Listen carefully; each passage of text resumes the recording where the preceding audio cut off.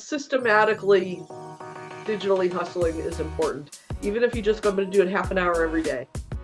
There's a difference between authenticity and kissing ass. And when you're kissing ass, I think we all know it. We all feel it, right? Yeah. 100%. But when you're authentically saying to someone, wow, it's so, so cool. Congratulations on your Emmy nomination for such and such.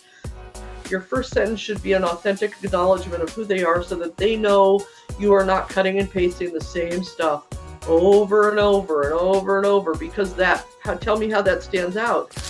Where should you be? If you're a stunt performer and you're not on stunt listing, you're missing a trick, because every single coordinator I talk to, with very few exceptions, that's the first thing they name is where they go to look for people. So you got to have your IMDb Pro. There's places that are wise investments for your future. It should not be seen as expenses, but they should be seen just as much of an investment in your career as training every day, as the martial arts, as everything that you do to become a great stunt person. And those just need to be seen as business expenses or the cost of doing business. Hey, and thanks for tuning in to Stunt Talk. Today, very, very, very interesting, because it'll be a little bit different from what we usually have. Usually we also go into stunt bags and all of the things, but my guest today is all about the business side of stunts. So today I have Noelle Kim out of Los Angeles here with me. She is very, very, very much known in the industry, but not as a stunt performer. She coins herself stunt advocate, and you will know why when we're done with this episode. She is the CEO of Stunt Contact, founder and president of Stunt Access, formerly a senior agent for stunt actors, which that is something I have never even known existed. So that was very, very interesting. And second unit directors and stunt coordinators. So anybody action related, yeah. Action related. I thought they only had managers. I didn't know that was a thing. So when I saw that, I was like, boom, that's definitely a topic we're going to hit. And interestingly, you had a guest column on Hollywood Reporter for advocating for stunts being recognized by the Oscars, and bim, bim, bim, we already got stunt design coming. Yep. But shout out to David Leitch and Jack Gill, who fought for so many years, and Chris O'Hara. I think Doug Coleman participated. I think Melissa Stubbs. A lot of great people worked really hard to get the stunt category in there, which is now outstanding stunt design. I totally get that, to be honest. I don't remember what podcast I was watching, but somebody was saying it makes sense that it's not the actual stunt performer, because it might take some of the magic away, since we're kind of magicians in that sense. But it's beautiful because the stunt design is what can make or break an action film series or any of that. So I really like that that's being recognized. And I hope they'll do a better job also this year. What was it, the SAG Awards, I think last year, where they kind of just did it on the pre-show on the red carpet. I don't know if you've seen it. They're like... I know a lot of people weren't happy. Yeah, no, they were on the red carpet and they just were interviewing some people, and they're like, all right, who wants to read the card, pretty much? And they're like, all right, Fall Guy won, and they threw the card. I was like, oh my God, they just like threw the card with the like title on it. And also nobody got to say anything, as representation. So I hope they saw all of the comments and they're going to change it this year. Yeah. That's, I think the choosing to disregard the only section of the on-camera talent who literally puts their life and limb at risk, no matter what they're doing. And for me, that was just not very well thought out. So fingers crossed they got some time to plan it now and get it right for the next one. So it was really cute to see that, advocating for that and reading it for this podcast, and then seeing, wow, one of the things really, really came true. But officially, welcome to Stunt. Thank you.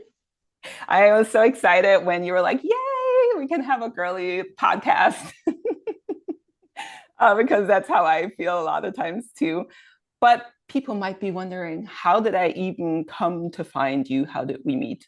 We have not met in person, but when I signed up for Stunt Contact, I had a missed phone call, because I have a day job, and I was like, who is this? And then I got a text message, call me. I got so many things I want to tell you. And I was like, really? Oh my God, taking the time to not just show the platform, but give a lot of those nuggets about, hey, don't do this, or watch out for that, or be ready for this. And I thought that was so neat. I was like, to make time out of your day to do that. Did you, from the beginning, kind of, what made you want to do that? Did you get a lot of comments that people needed help or were wondering, or did you just kind of start that? No, it's just sort of, when where you come from is really wanting people to work and realizing a lot of stunt people are great at their skills. They're great once they get on the job. But when it comes to actually getting the job, a lot of them don't, no one's ever talked to them about, the best way to email, or when you're looking at listings, what to look for, what to research before you reach out to a coordinator or a producer if you're a coordinator. And for me, it's about that. I know that people use Stunt Contact throughout their careers, and we've changed the format. It used to just be a PDF that you would get, and then you take notes down the side and try and keep organized that way. And now the platform, now that you've been using it, you see you're able to track stunt coordinators. You're able to take notes on stunt coordinators. You're able to track projects, track producers. If you're a stunt coordinator, who you want to keep track of as producers. And then also stunt actors want to track casting directors. So those are the three people you can follow, track, and then when you follow them, you'll end up getting an email telling you that a listing has been added or updated or something has changed with someone that you're following. For me, I want people to know the functionality, that it has more functionality to allow you to stay more organized in one place. And then also, everybody's at a different stage in their career. So when I'm talking to someone, like I literally 2 days ago had someone who had one credit. And so they needed help.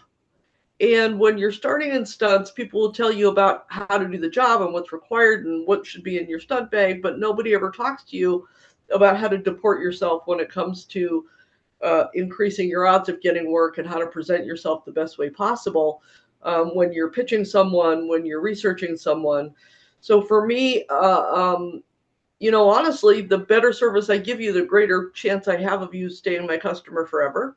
Oh, And 100%. I just want to say, as you're talking about this, so in my time, I signed up for many platforms. So I started out in theater. I didn't have a platform there. But then when I started voice acting, I was signing up for things. And as an actor, you got to sign up on all kinds of platforms.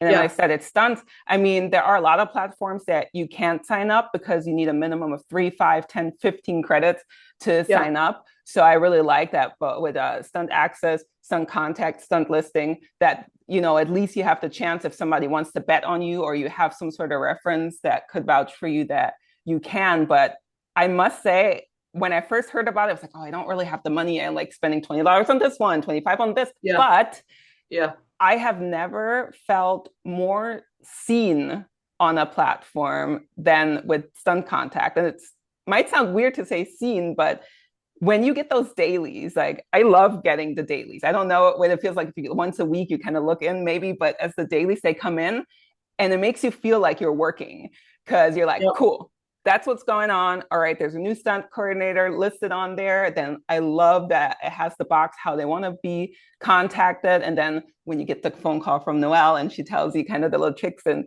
to how to contact and best send your email. And the organization you can follow, like you said, you can leave notes for yourself on there. Like I'm an Excel sheet, but for other people, I know when Paul Baracci and Steve on their podcast, when they talk about Stunt Contact, they're always like, for us, it's great when we're like, don't have all of these things, especially ADHD brains, to just have it there. I love feeling seen and I can directly reach out, know what they want to see and have, and get responses too. It's so nice. Thank you. You've gotten responses?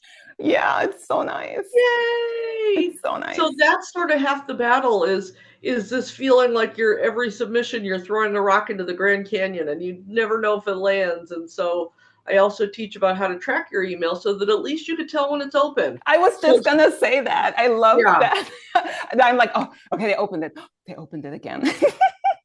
Right. And sometimes, you know what? A coordinator who doesn't know you has to look at you 5, 6, 7, 8 times before they feel, again, because the nature of stunts is safety, sometimes the repeated seeing you warms them up to actually reaching out to you. So every time you get looked at is one step closer to them actually calling and knowing that they looked at you at the very least. But if you could put yourself into the shoes of a coordinator for a moment, because I hear this from a lot of performers, they're like, yeah, nobody, they never write back to me, they never say anything, and I'm like, okay, I would like you to get 500 submissions in your Mm-hmm. email, and really the only ones you're going to answer are the ones who might actually fit that you can avail check. Because if you're a television coordinator, you're episode to episode, and you're covering this episode, and then you're setting up the action for the episode. You're busy, and budgets are not what they used to be. So where coordinators used to always have a built-in assistant, now that has to be negotiated, that they even have someone to help them. Wow. And when they don't, that means, you kind of have to be a little more forgiving and understanding that if they don't answer, it's because they're literally click, click, click, click, click. I just can't even imagine now, because I assisted Jim Vickers. I ran Jim Vickers' stunt office. We probably did about 500 episodes of scripted television. And in that situation, because he had me, I was able to go, got it, thanks, or received with thanks, or something to at least reply so that they know you got it. But if it's a coordinator who has no help and they're doing everything, which is more common now than it used to be, um, performers should be a little forgiving. And the best way to do it is if you get the mail tracker, which I think I suggested to you, Yeah. the Mail Suite Pro, that allows you to at least see it got opened. Because Yeah. it's discouraging when you send submission after submission and never hear anything back. At least when you know someone opened it, and then there's the pro version of that same tracker, which I think is cheap. It's like $10 a month.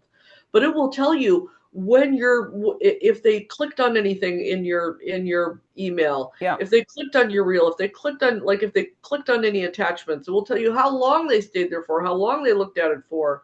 Oh, that's So wild. Yeah. if you're a person that wants more analytics on sending an email, then that's a good idea too, because like I say, it's hard. You live in a life of feeling rejected a lot.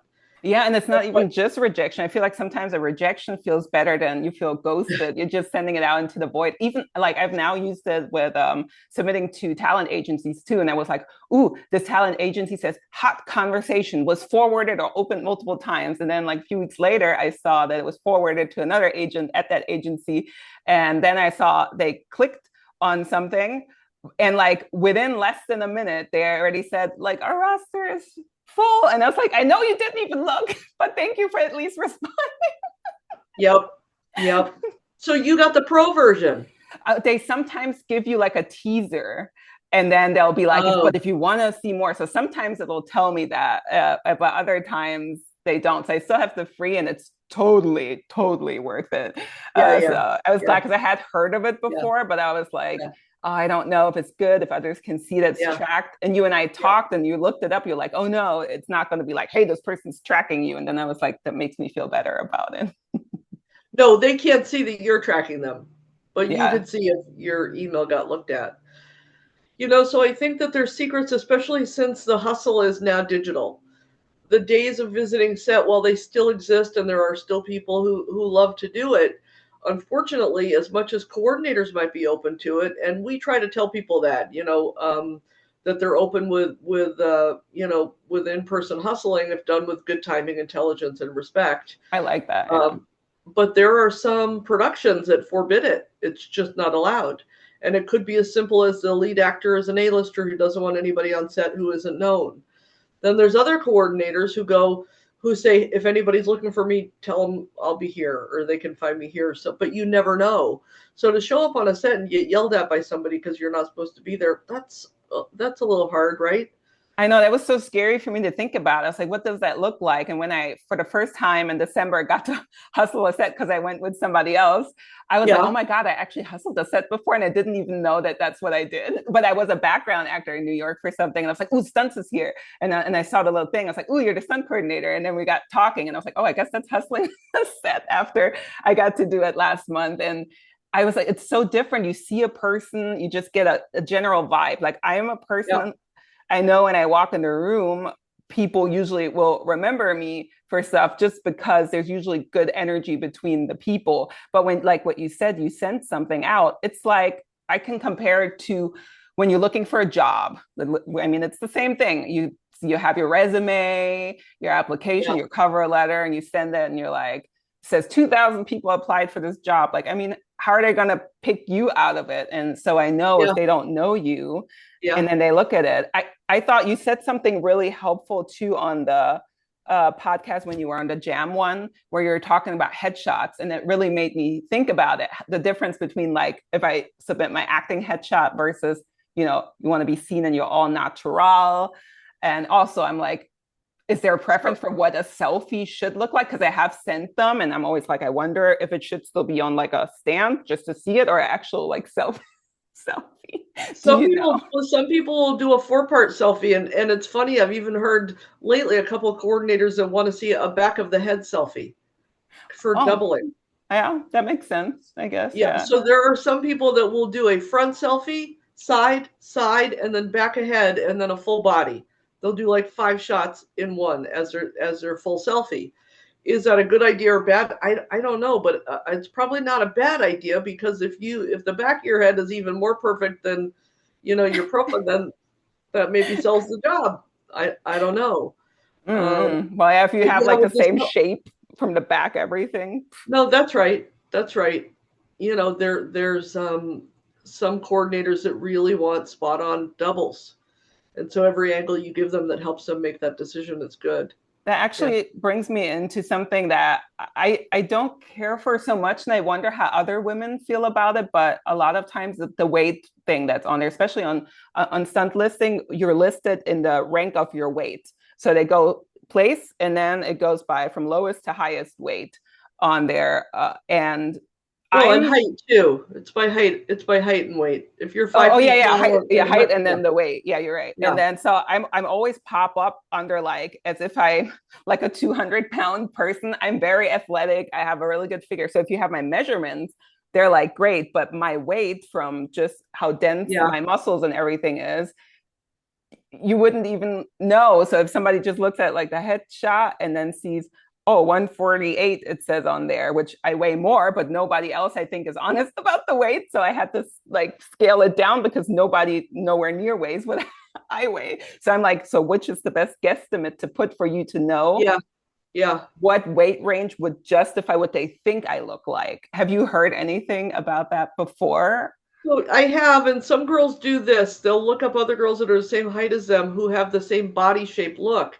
And if there's 4 girls there who all say they're 135, and even though you might be 148 because you're more muscular, but that's the body shape you have, if you're honestly assessing, then put down 135, 140, simply because if you're going to match somebody, and by the way, if you've got to pad up, that's tough as well, because when women have to pad up, you're automatically adding 10 pounds to your Yeah. appearance, Mm-hmm. not to your actual weight, right? Been there. So that's a great question. I think, coordinators are fair ones to ask. Sometimes maybe saying, I'm really muscular, so I look thinner than I sound. Sometimes but uh, coordinators are in the professional athlete business too. So if they look at you and they see that your body matches, if what you've got is a current picture and they see that your body form and shape and matches, then the weight doesn't become as important. But should you shave a few pounds off, so that, because if you feel like your weight belies what your appearance is, then yeah, maybe. But that's a decision that you have to make. Oh yeah, I I just always always say, worry about that because when I was in the military, they used to always have to already tape me too. I was in so much shape. Everybody was like, "We want to work out to look like you," and but they were always like thought I was fat shaming others when I would walk into the taping. I was like, "No, I was sent to tape because I'm overweight." But well, I have like 13 neck. I have a 28-inch waist. I'm like, it's small, but I'm like really heavy in that sense. So I'm like, yeah, I'm yeah, used to it. But I'm so worried when you have it on a resume. I always put like athletic and like little things. yeah. Yeah, I think probably, your best bet. What do you know, stunt gals, right? So I talked to some stunt gals about it. If you've got some female stunt friends, and they'll probably have good advice about that. It's come up a little bit, but honestly, I don't know what your best bet is to do there. But Yeah. I understand what you're saying and how you're feeling, because it's true. Sometimes you look at a headshot, and the actress. By the way, the actors will lie too. I'll say to someone, Like I remember there was a time we had some beautiful girl that was getting doubled. I think it was on like CSI Miami, and she said, "Oh well, I'm 130," and I said, "Listen, here's the thing.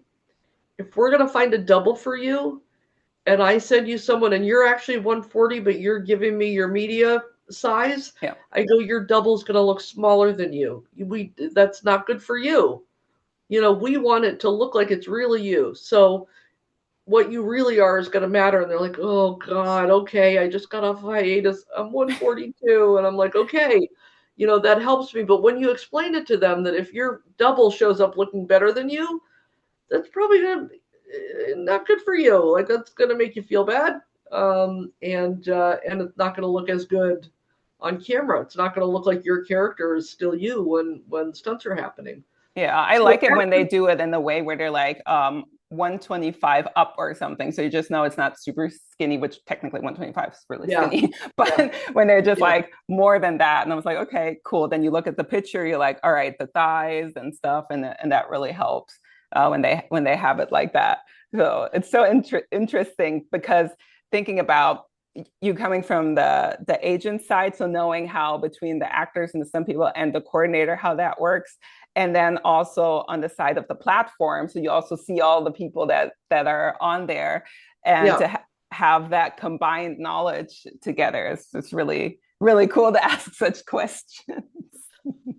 Yeah, my goal has always just been I want people to work. You know, I just want people to work. And you had asked me, we talked about it earlier about the difference in agenting and you know now being a stunt advocate, and I enjoy this a lot more because now I want everybody to work. Everybody that's on the platforms, I just want everybody to work, and so I now get to teach people how to be their own agent. So because I was always in a position of trying to sell my roster, now I'm able to translate to them, okay, here's what casting directors look at or see or expect.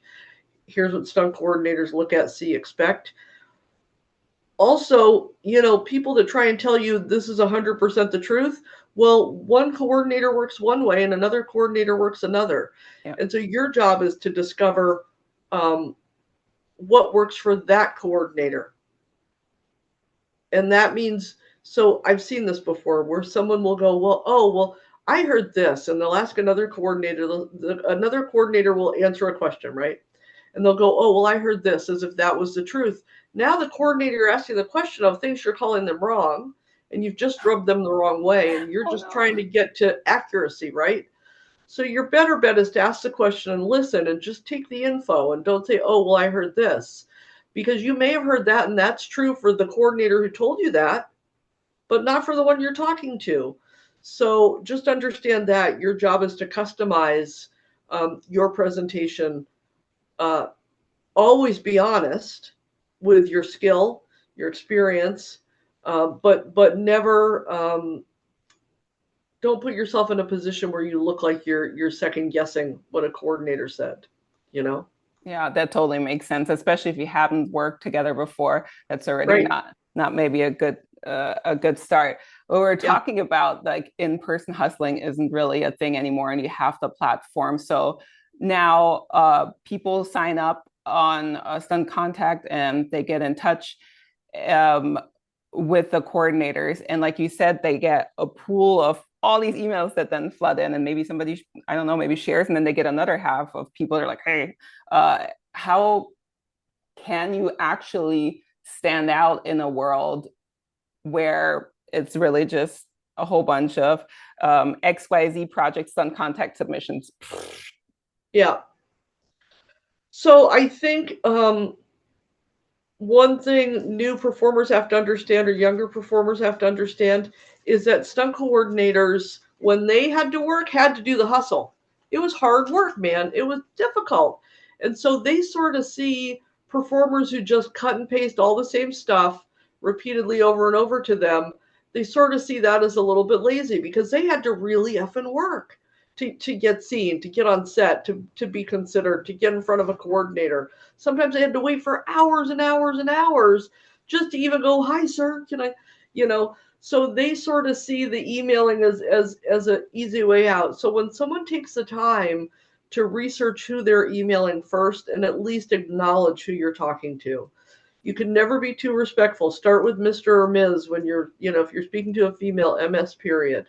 And if you're speaking with a Mr. until they tell you otherwise, you can never go backwards from being too forward, but you can go forwards from being too respectful, right? And your first sentence, that's why I always say you're better to walk into a yes than to rush into a no. By that I mean research, Google someone, look someone up. What if you're writing to a coordinator? What if the whole reason you got into the business was because of this one particular project? And you don't even know because you haven't researched that you're emailing the person who coordinated that project. I think people feel it when you email them and you go, oh my God, it's so cool. I get to write to, as long as it's authentic. There's a difference between authenticity and kissing ass. And when you're kissing ass, I think we all know it. We all feel it, right? Yeah, 100%. But when you're authentically saying to someone, wow, it's so, so cool. Congratulations on your Emmy nomination for such and such. I love that show. Love the action. If you can name a scene, I don't know. I don't want to put words into anyone's mouth. I just want to say your first sentence should be an authentic acknowledgement of who they are so that they know you are not cutting and pasting the same stuff over and over and over and over, because tell me how that stands out. Sometimes if you research someone and find out that 20 years ago they learned from the same dojo with the same sensei, or they came, like, that's an immediate connection point. You go, oh my God, I just saw a podcast you did. I didn't realize that we shared the same Sifu sensei, whatever the case may be. That's why research is so invaluable. That's how you set yourself apart. And again, as long as the acknowledgement is authentic and not ass kissy.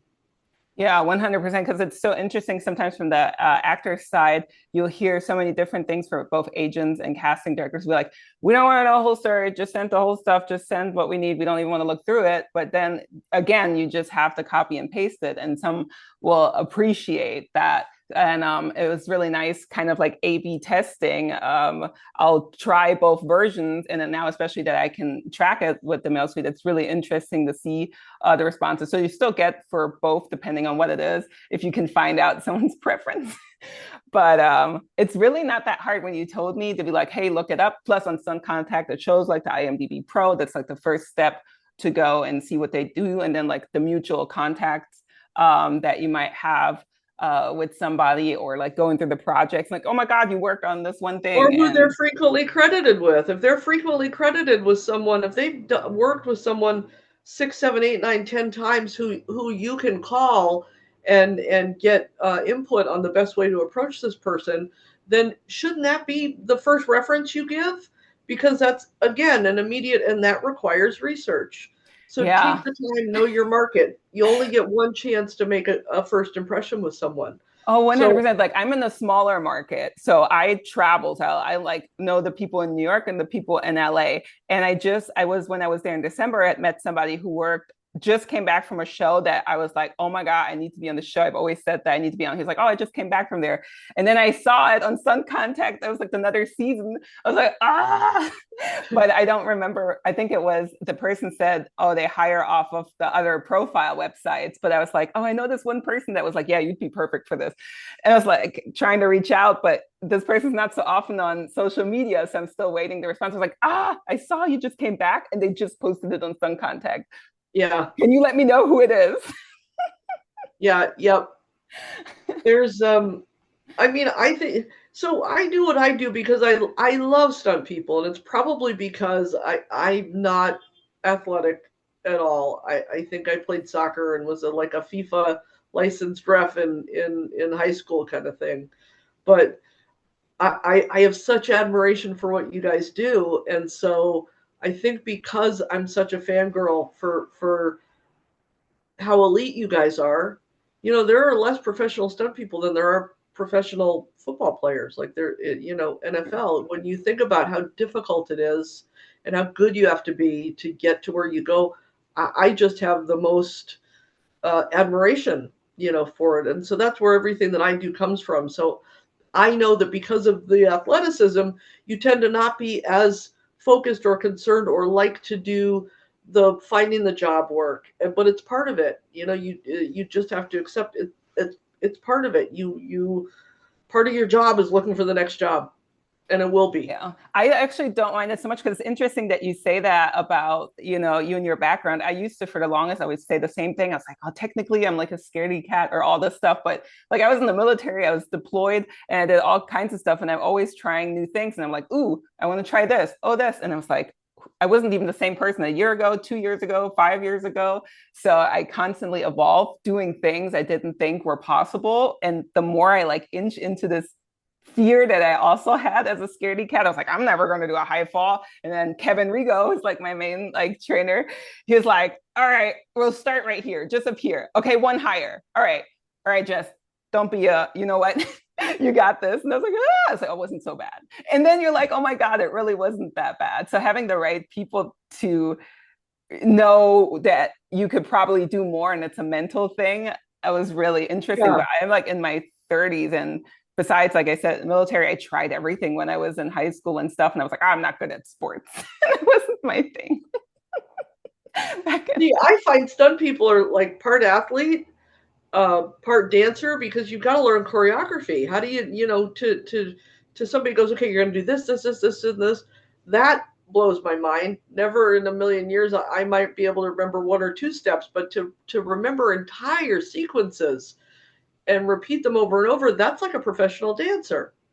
And And then that's the what you hear a athleticism lot. that's Yeah. required, the stamina that's required, because you're not just doing one take unless it's a hardcore stair fall. Generally speaking, they're not doing it again.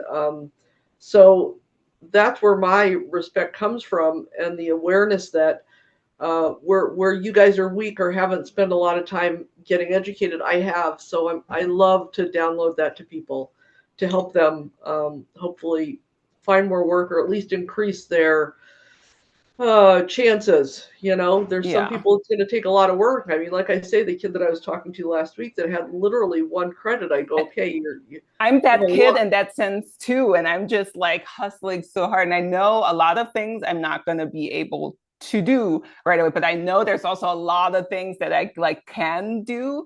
So it's like, I Yeah. know there's a lot of stuff to put me through a table, knock me out, like put me on fire. I don't know. There's tons of stuff. If I'm still working on my fight swag or still learning how to drive like really really good, like those are some of the advanced things and there are like specific people. So I'm like, all right, how do you get in front and have somebody really trust you to be able to do some of the things? So it is. Okay, first of all, willingly smashing yourself through a table. Like, that's one of the things I'm talking about. I remember I was at the Stuntmen's Association. I was in 1999. If this doesn't date me too much, I was running Gene LaBelle's business, and they needed someone to run the office, and so I ended up becoming the first, and as far as I know, the only female to ever hold an executive position at the Stuntmen's Association. Started in 99. I'll never forget this conversation. I was there maybe a week. And one guy goes, well, the second time I broke my neck. And another guy goes, yeah, that time I broke my back. And another guy goes, well, that time both I got my feet cut off or broke both. I was like, these people are not normal, but that just and it was so commonplace, like talking about it like, oh, and they're like, oh yeah, yeah. In no other world would that be a normal It's so conversation. true because I like, for example, I have like these giant bruise right here right now from something I was training, and I like hit myself in the face with something, and it like busted open. And when it happens, you're like, whatever, you kind of keep going. But if you think about it before, you're like, oh, I hope I don't get hurt. But all of the bruises and things I've had before, like once I have them, it's almost like a badge of honor every time. Even though I really don't want to break anything because you break and then you can't work, but like getting Yeah. hurt doesn't bother me so much. See, I do not have that mindset. No. And even all the physicality of what goes into it. Typically, stunt people have been athletes their whole life. They started on motorcycles when they were little and then turned it into a film career, or were gymnasts and they got to nationally ranked or highly ranked in gymnastics, figure skating, tennis.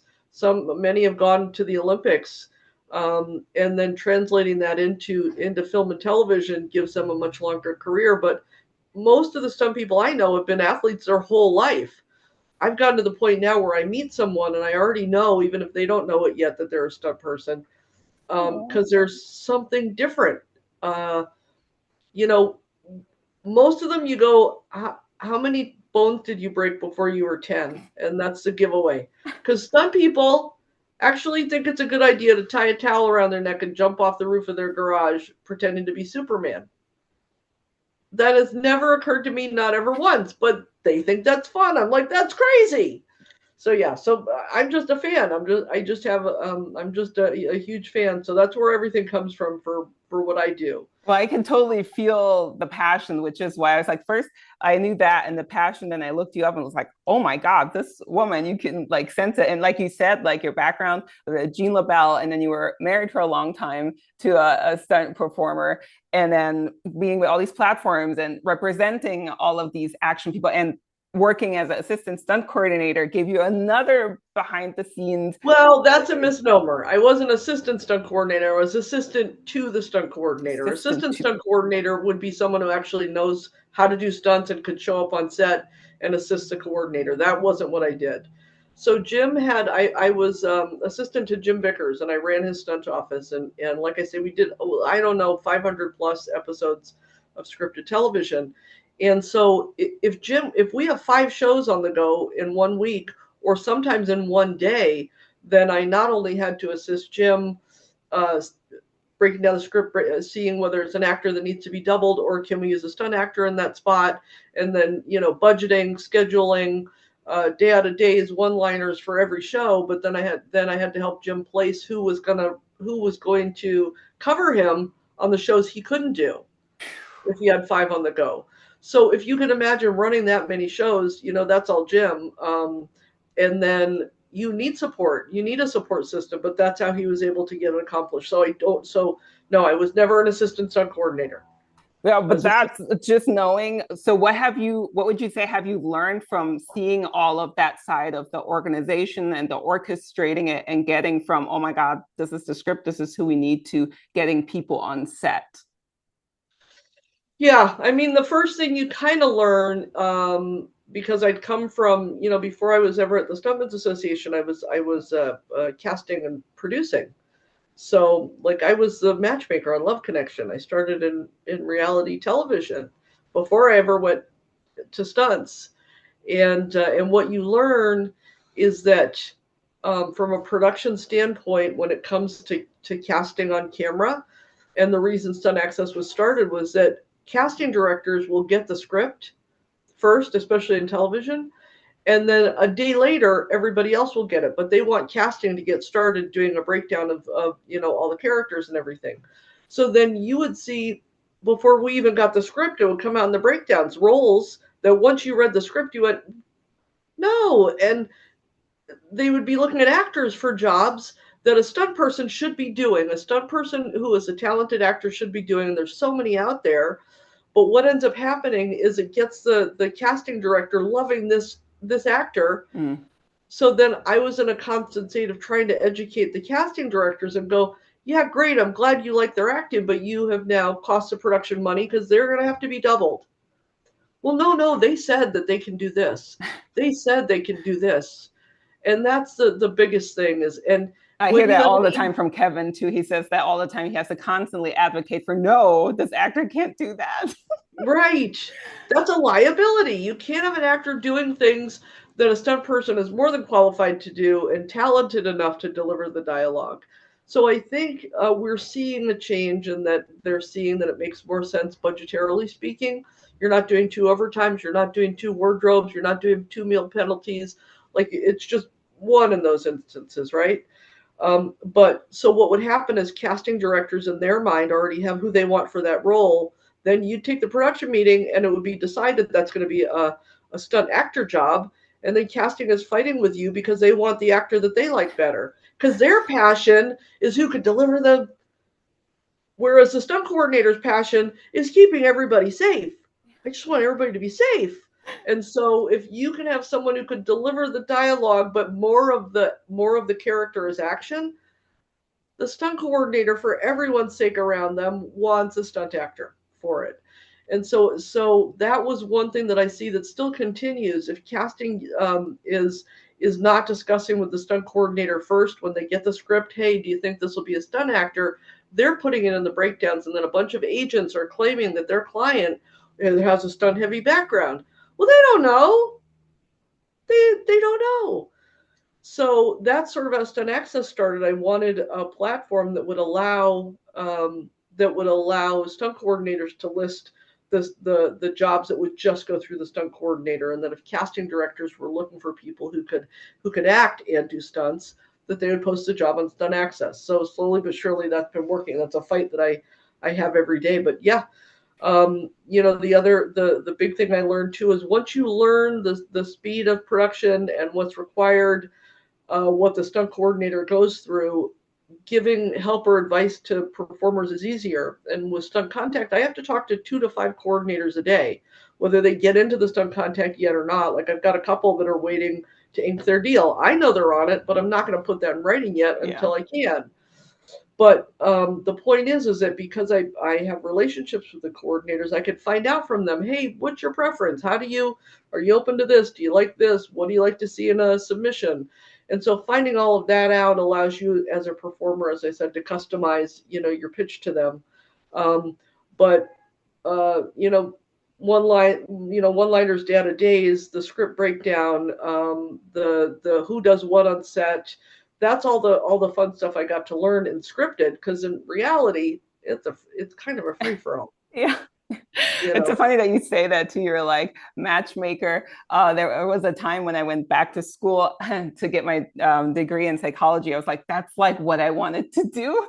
I was like, I love like human connection, and why is this personality going with this one? And it's so interesting.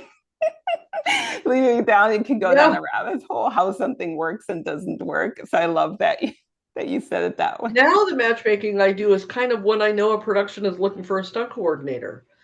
And so sometimes there will be 5 different coordinators that are all super qualified to do the job, but after I speak with the production, I get a vibe. Mm-hmm. And I'm like, I know that this person would probably not get along with this vibe.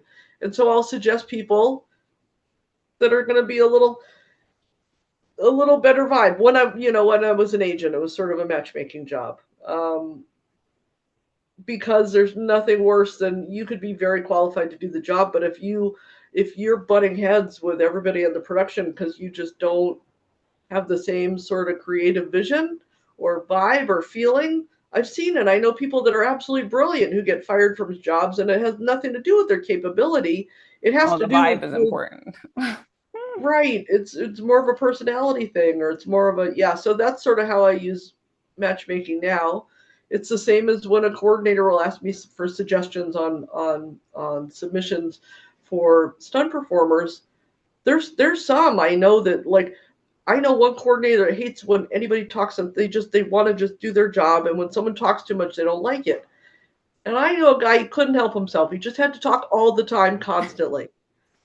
And so I wasn't going to suggest him. Yeah. Because I could call the kid and go, listen, you can't talk. And I don't think that's possible for this guy. Maybe he'll learn as time goes on. So it's like that. It's like that. Does that all make sense? It totally makes sense. So yeah. I'm wondering though, if being an agent to all of these, did you kind of create that role of being a niche agent at the agency that you were in because there was a need, or is it actually more common than you think to have agents like that? Yeah, no, here's where it's common. And listen, if you're in stunts and you're a performer, really you should try to get on Heidi Heidar's radar, because she's got a roster. So when you're looking for someone who's got that has a background in stunts, she tends to be the first call. Heidi's been at it a very long time, and she's very, very good. But where generally speaking representation is needed or wanted is for stunt coordinators and second unit directors, once they get to a certain level. The thing with stunts is there's no representation for stunt performers because there's no need. If an agent calls a stunt coordinator to try to get their client a job, guess who just lost their client a job? Because that's not how it works. Yeah. A stunt coordinator, for safety's sake, needs to know in their own gut that this person is safe, and knows the business. And as soon as an agent calls who isn't like, I got away with it because people knew me, probably Heidi gets away with it too. If she calls somebody and goes, hey, have you looked at this kid? You're there, it's taken a little differently. But a standard agent or manager calling does not fly, because that means your client, it's perceived your client doesn't know the business, or you wouldn't be calling me. That's interesting because you said gave a piece of advice, and you also said that on the Jam podcast, like, hey, if you act and you do stunts, don't mix it when you submit, neither to the agent or casting nor to the stunt coordinator. If you're an actor, you're an actor with stunt training. If you're a stunt performer, you have acting training on your belt, so you Comfortable could do it. dialogue. Right. Because as soon as a lot of casting director read stunt person, for a role, their immediate assumption is you can't act. They put you in a category, and I know why, because I've seen enough self tapes from stunt people who have not gotten any kind of acting training, and they think they're good, and it's awful. And once you see a number of those self tapes that are just like, oh no, what do you, like, it's just terrible. All it would take is a little training to at least learn to deliver a line or two, but they don't, because they turn it in really quickly. I understand where casting directors get their sentiment that by and large stunt people can't act. What's unfortunate is the ones who really can, who are really gifted, who are what I call the Richard Farnsworths, have every chance of going on to a career as an actor. They've taken time to develop that craft. And by the way, if you are a stunt person, guess what? You're also acting. Even when you're in a fight scene, there's sentiment, there's emotion.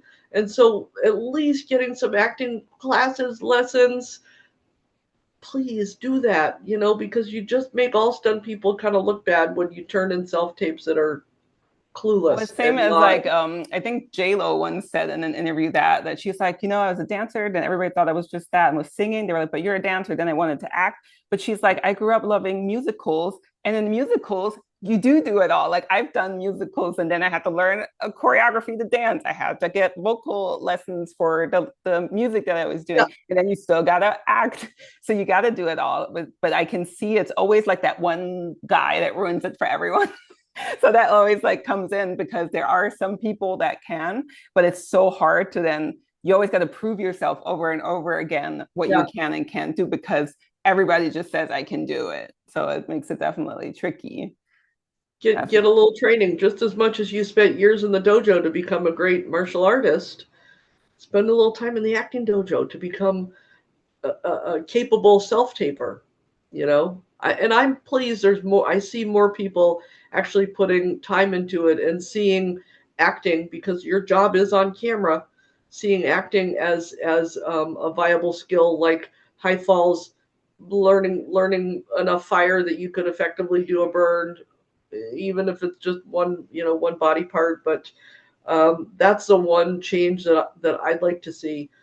To circle back to your original question, what did I learn then in that office? The speed at which production works, and then also you see who the supreme professionals are. You see what people do that pisses a coordinator off, and they'll never get hired again. And then you also see what they do that makes the coordinator go, I love that guy, or I love that girl.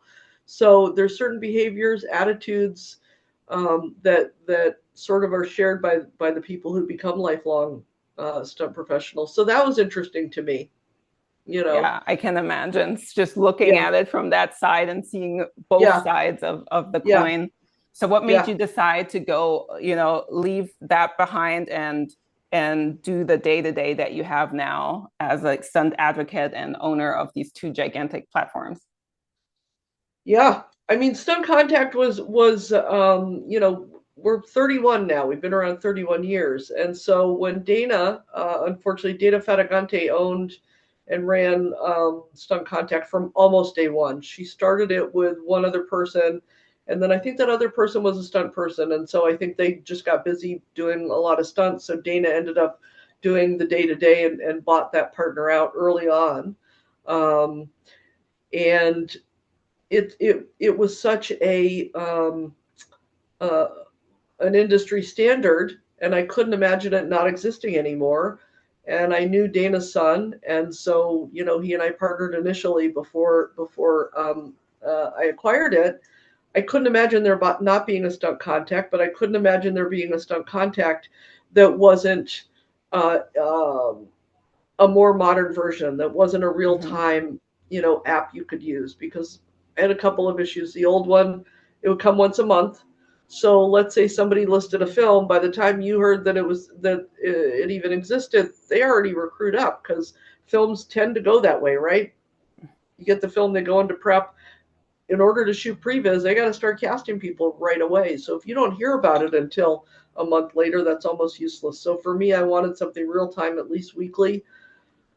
We added the monthly model just because a lot of people just go, I just want the monthly, and I'm like, okay, and you know, it rubs me a little the wrong way, because to me you should at least have the weekly to be able to hustle I effectively. think it's interesting to know about that. I had asked you the question when we were talking about the different tiers, and maybe why also the daily is even better than the weekly. Because I remember I was like, okay, if something new came out and I was like, oh, I don't want to send it right away. Everybody that's on is going to send it the same day. I'll wait. And you're like, no, don't wait. They might like need somebody now. Don't wait. And that Yeah, not knowing, how fast it can go and that you're not a nuisance by sending yeah, it when everybody else is sending it was really helpful to know, yeah. because I never want to bother anyone. So I was so glad that you had said that. So I'm not like waiting, give it a little bit and just send it. It's part of the job when it comes to being a coordinator, is receiving submissions. So never feel like you're bothering them. Um, Once you are in the shoes of the coordinator, and I talked to so many, I had one coordinator called me who'd been out of the country for years and had been hired on a film in Atlanta, and they're like, I don't know anybody anymore. And I'm like, okay, I got you. And so literally 2 hours later, he's calling me. He's like, what did you do? Because it's easy to get him options, but he wanted to see them. Mm. He hadn't really done any hiring since pre-COVID. So he wanted to see everybody. He was interested in seeing everybody. What annoys a coordinator is when they say LA local only, Atlanta local only, and you send an email that says, well, I can be a local. No, you've just defined yourself as a distant hire. That I stipulated. And so whether you realize it or not, because you're trying to get on the coordinator's radar, you've just annoyed them. They haven't even met you yet, and they're left with that sort of feeling like, well, this person's an idiot. I very clearly said I just wanted, Atlanta locals. Why are you wasting my time? That's So I so think, interesting, because a lot of times yeah, you hear that. You hear some people say local hire, but that means to them, hey, as long as you can travel yourself. And so they say, I can work or am able and willing. So you get that. So I like on Stunt Contact that it actually will a lot of times say that must be versus yeah, local hire job, because those are really two different things, like especially with the self tapes and being able to travel, you hear both sides, but again, then you have the preference, but not knowing if that now annoyed somebody that you sent it, like, oh, hey, yeah, I'm not New York local. But a lot of times they will say preferred, but will fly out if you're interesting or something. So I like that it says that. So you're not then a real nuisance by adding to something that you shouldn't. yeah. Plus, it's the verbiage you use. Saying to someone that I can be a local, you just said you're not. So if that's what you want to do, it like let's say you legitimately have a place in LA and Atlanta, you own a house in Peachtree City, then saying to someone, I'm on a job in LA, but I'm going to be back in Peachtree City next week. That's true. That's authentic, and that means you're local. Do I agree with having to fly yourself out, put yourself up, not get a per diem? No. As an agent, I resent all of that. But as a human being, I understand that you've got to Yeah. eat and put a roof over your head, and you have to decide whether that is something that you're willing to do. And if that is something you're willing to do, then understand the verbiage that you use will quite often differentiate whether a coordinator thinks you're an idiot or not. That totally makes sense, but because sometimes you hear people, they say, well, if you're not a local hire, you know, you could fly yourself and you don't say it, but then now they hire you, especially TV that goes really fast, and they might Yeah. say, oh shoot, we're moving it up and you got to be there tomorrow, but you live on the East Coast and this is in LA. Now you can't get a flight. Now you look really bad Yeah, you because you look didn't really bad. specify. So I Yeah. worked a job in New York, and at first it didn't matter really. They preferred maybe local, but they didn't really care. And then the job changed to a different role, and they're like, hey, we know you're not local. So they kept me like, they're like, all right, are you still good with it? Are you still able to come? So they were catching up. So I knew Yeah. when they like want you to be there, they'll catch up. So I'm always in that dilemma because I am in a small market. There's literally nothing here. So Yeah. I like get caught in this situation. I have to say, well, hey, I am willing. I'm a super responsible person. And I will be like, hey, if I have more than 24-hour heads up, I'll be there. I can do it. So it's interesting, though, that maybe some of them might not like or appreciate that out of probably knowing that So some that people works in a distant hire situation if they're willing to distant hire you. Um, right now, the state of the market is 80% of the people out there are willing to be local. mm-hmm. That doesn't one, if you're a coordinator, you don't want it to cost anybody to come work for you. You don't. Coordinators feel bad. Like they don't want it to they wish they could hire everybody. The best phone call you ever get to make as a coordinator is a veil checking and telling someone they're booked. Like that's the best. Because you're like, yes, I get to help somebody eat. Like it's amazing. You know, and they want people to work, but you've got to assist them as well because if you're telling them that you're a local, I am a local too, but you're actually a local somewhere else. You should at least say I'm on a job in New York. I'm going to be back in you know I can be back in Peachtree City tomorrow. I'm just training or whatever. But as soon as you make it sound like it's you're going to have to go out of your way to get there, or you weren't planning to be there at all, then a coordinator's like they're typically will pass on it unless you're like a perfect double or unless you're like perfect for something, because they don't want to put somebody out. They don't want to cost you any money. And by the way, some productions get their incentives based on where your ID is. A lot of Mm-hmm. times in Illinois, like a lot of the Chicago shows, you have to have ID that says you're Illinois. You have to have Illinois ID. So to tell somebody in Chicago you're a Chicago local and you're not, then you show up, or they station 12 you and get all your ID when they're ready to book you. You've just embarrassed the coordinator. Oh, So it's totally. Which is weird. interesting for Chicago because they have all these shows where you're just like a day Yeah, player, and you would think they don't have enough people there. But with the agencies, how they are a lot of times now. I had a LA agent before, and I got to audition then for a Chicago one, and they all will be like, "Hey, but you're willing to work local, right?" I was like, "Yeah, I'm willing." So that's where that came from. That I knew the agents would tell me you are. I was like, "Yeah, well, I can if you want me to." So they know I'm not there, but so they telling an agent that is different than a coordinator. Oh Because yeah, I was just yeah, that they're once like an agent willing. gets you booked, they're like, oh, sorry. Like they're just trying to get the production pregnant with you, right? But with a coordinator, that's their job, that's their reputation. Yeah, that totally makes sense. Yeah. Like that's apples to oranges to me. When an agent it says, like, are you willing to be? Then that means the agent's covering for you, and that's not supposed to happen either. You're not, according to your site contract, supposed to travel yourself. Like that's all. That's why Yeah. your contract has the provisions that it has. So yeah, yeah, it's weird out there right now. I know. It's I know. so weird out there right now. Yeah, It's so yeah, it's definitely really interesting, and I like always hearing other people's stories and how things work. But that's why I like when a lot of them will say, "Hey, specifically that it's okay." They might go with the yeah, local people, and I 100% when they're like, "Hey, only people from Atlanta or LA," I'm like, "Oh, that was a nice job, but yeah, I'm not gonna yeah. submit for that." When they're like, say it really clear, because I know I would be pissed. I'm like, oh, this person's perfect. And then you're like, oh no, you said I specifically said only people from But then here's the thing. Georgia is a right to work state. So if you can get yourself there, they'll let you work. Atlanta is a Texas whole is the nother same. beast. They're like, if you don't actually live, like, I think even like a little outside of Atlanta already doesn't really count. Like they're so specific. They're like so gate kept, both acting and everything else. So I don't even consider Atlanta most of the Yeah, time. yeah, I'm like, yeah, I yeah, can get to New York really fast. So I'm yeah, always like New York. And then if there yeah. is something LA, I always have somewhere to stay that wouldn't really bother me if I needed to. So I'm just, yeah, trying to hustle, make connections, get the credits that I need to move forward. And it's definitely very difficult from the small market because even, I mean, they shoot all this stuff now. They're coming to Miami and doing things, but they're bringing their people. So nobody's really looking for you. But still, getting in front of somebody when done smartly, can work. If someone says prefers local talent, but willing to consider, willing to distant hire for the right candidate.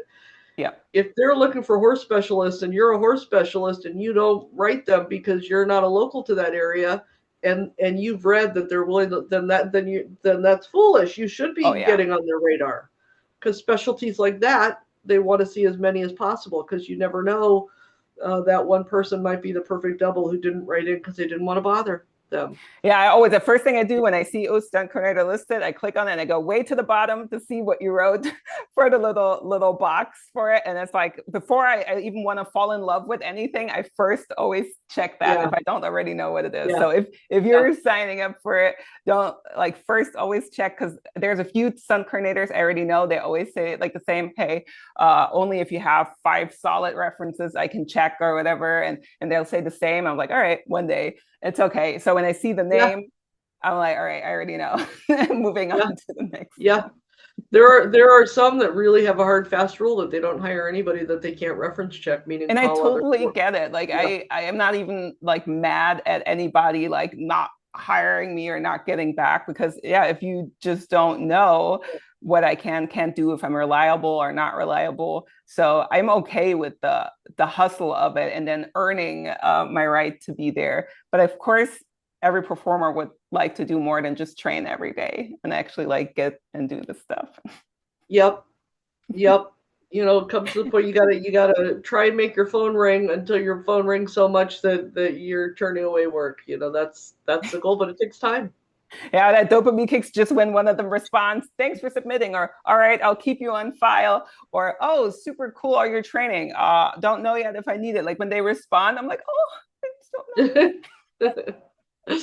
Here's the conversation I have with coordinators. I go, listen, I know it's hard to respond to them all, but do you promise me if they say it's a stunt contact submission, it's coming from stunt contact, you promise you'll at least look at them? And they'll go, okay, because I'll say, would you try to respond? And like, I don't usually have time. And I'm like, I get it. But, do you look at every submission? And they're like, and I go, do you promise you'll at least open the ones that come from stunt contact? So that's, I guess, how I advocate for my people.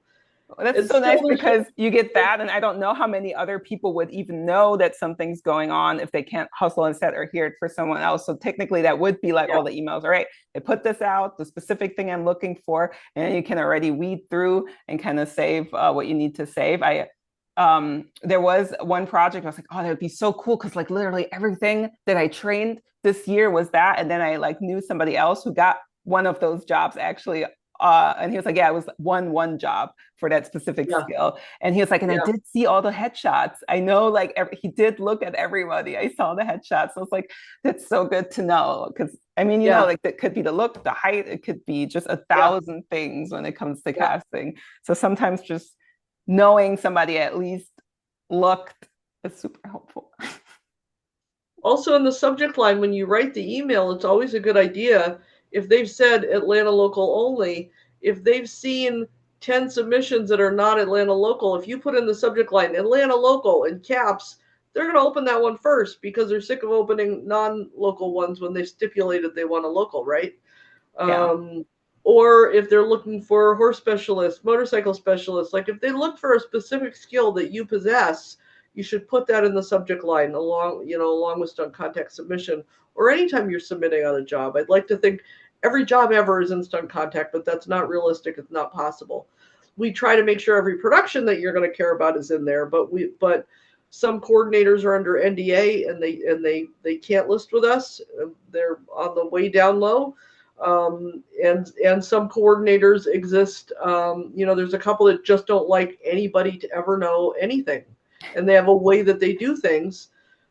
I've had a couple of coordinators who I finally was able to chip away at and go, listen, It's fine. If we don't even have to put your email. If we could just let people know that it's you and here's how you hire. And so, how do you hire? And they told me, listen, I look here, here, and here. That's it. Otherwise, I get references from people I work with. I go, great. That's helpful information. That's so helpful. Even when they're like, hey, we already got everyone, or this has so minimal stunts, we don't need anyone. Just knowing is super helpful. Yeah. Right. Yeah. Right. So you're not That's why I wasting. appreciate that a lot. Have you, Yeah. like, having both of these platforms and you're managing them both, was there ever a conversation to merge them together between Stunt Access and Contact? Yeah. There's a thought. But Stunt Access started before I acquired Stunt Contact, so that's how they ended up two separate. Otherwise, they would have been, one. And there's still the amount of code that's going to have to be written, and the amount of work that's going to have to go into merging them both is going to be substantial.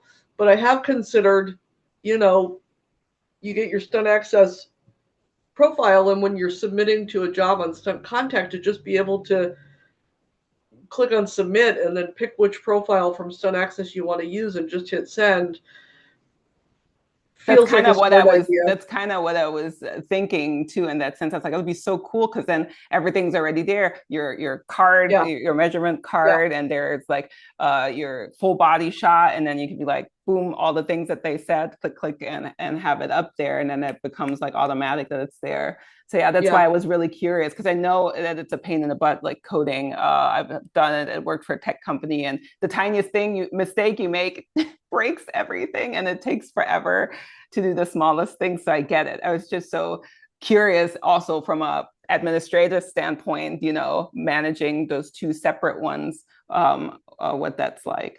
So, the other thing is this is because Stunt Access allows you to post a job anonymously. So there are some huge coordinators that don't want anybody to know that it's their show or they're working on it. They won't list it on Stunt Contact because they're trying to stay anonymous, but they can list the individual jobs on Stunt Access without having to say who they are, so that they can receive submissions and then reply to the people who submit on it, on an as needed basis. So.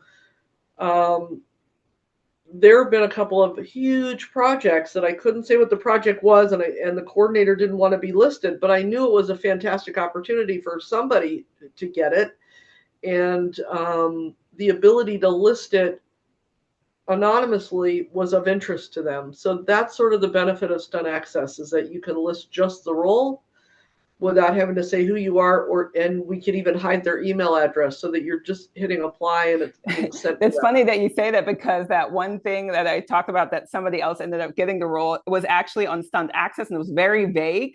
And I responded and then I get an email with the subject line of the name. And the name was like in a way where I was like, is this person talking in riddles? I didn't know that was the name of that project. And they're like, Right. hey, got you, blah, blah, blah, got you on file. But I didn't even know who I was contacting because it didn't say, but it did say, click here, and click here was Stunt Contact, but I didn't have access to Stunt Contact yet. So I was shooting my shot not knowing who I was writing. They're like, here's my contact, or like, just respond here. So I wasn't Yep. able. So when that person responded, and now later when I went into Stunt Contact, I was like, oh yeah, there it says everything. But I got in front of them through Stunt Access. And it was so cool because I'm Yeah. like, ooh, you don't know what it's Yeah. about. And then the subject line said it. And then I looked on IMDb. I was like, whoa, this is a big one.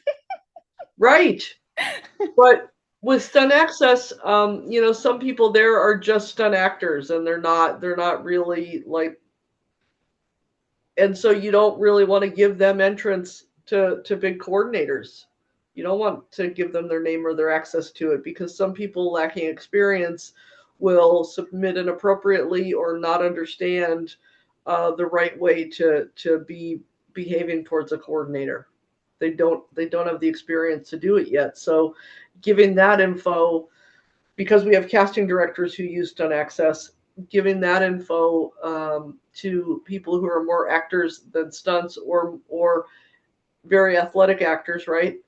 Um, they wouldn't know if they had a stunt coordinator's name because they don't live in that world. They don't Yeah. understand how inappropriate they're being in their submission, because actors come from a different mindset than stunt people. And if you don't know both worlds, if you only know one world more than the other, It's just like if you sent a selfie to a casting director, that immediately they assume you're not even professional enough to have a headshot. Yeah. So, right. So yeah, Sorry, the I keep etiquette is, answering 27 other questions every time you ask me something. I'm so but they're like sorry. so important. No, that's like the good thing because it's like one theme, but it really shows that there is not like one answer to it. And I feel like every episode that I do with someone on a specific topic, it comes up a lot. And I find it very helpful to know this is such a different field from everything else, and everyone operates a little bit different, and it is tricky to get certain jobs. What I like about stunts is that you can really be it's a network, it's a connection. You collect your coordinators basically in that sense, and then eventually you'll just like get text messages and you're good, and you like earned that versus your agent sends you out, nobody really knows you. Maybe you have a casting director who sees you a lot, and when you submit, they always ask you to audition. That's always like nice too. But even though it's harder to get the job because you first have to make a connection and make somebody trust you, Yeah. it's so rewarding though. It's so rewarding. Once they like you and trust you and you become a go-to, you're added to their bag of goodies, of who they trust to hire. By the same token, there's people that because they go in gung-ho, with not enough education or trying to find out. That's also sort of why I do what I do, is because I don't want anyone who's so super skilled, but because they made some dumb mistake, and don't realize it. Some coordinators, that's all it takes, and they will never hire you again. And depending on the level of the mistake, will not only not hire you again, but will tell all their friends.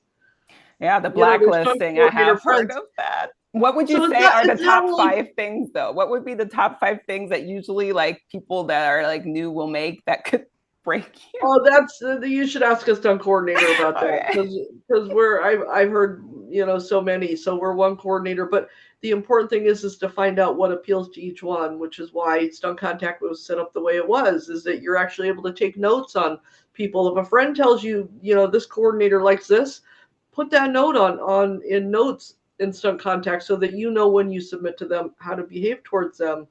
Um, I think most of it is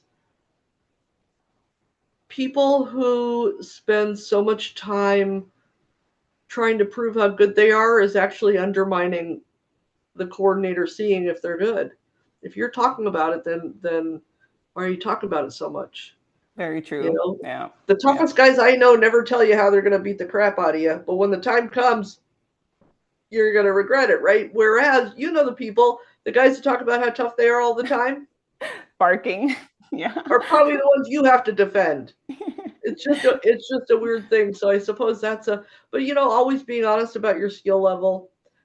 Some people lose sight of the fact that they just want that job so badly that they do that one job claiming, oh yeah, I could do that, I'm great at that, and then they can't deliver.